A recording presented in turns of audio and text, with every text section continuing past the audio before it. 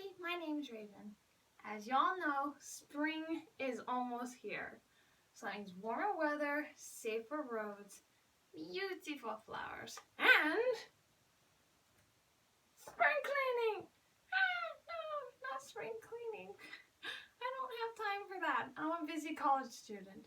I know. And we all are. It's hard for me even to make enough time to clean out my bird's cage.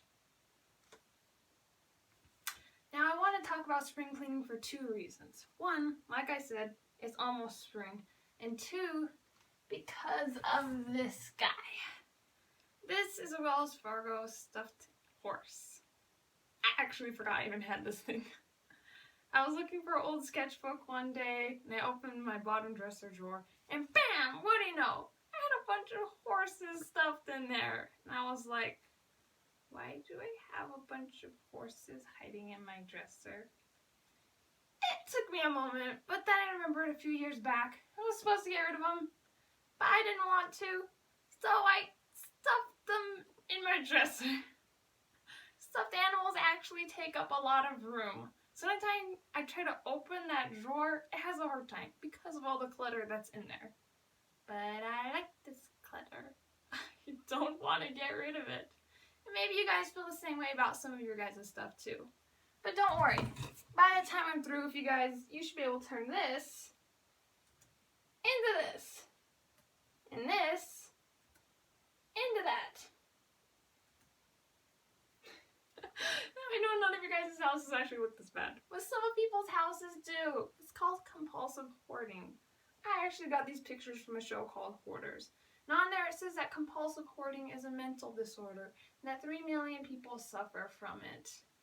Probably looking at this thinking, how can anybody let their house get that bad? What's so hard about getting rid of all that stuff? Well, I'll explain in about a minute. But first, I want to ask you all a question. So let's just say that Mount Taylor erupted and it got your house on fire. What would you grab? Now the first thought that pops into your head is hang on to them and not let go. Now, I'm not a mind reader, but I'm pretty sure anything you guys thought of falls into one of these 5 categories. Loved ones, that could be family or pets. Sentimental, that can be photos.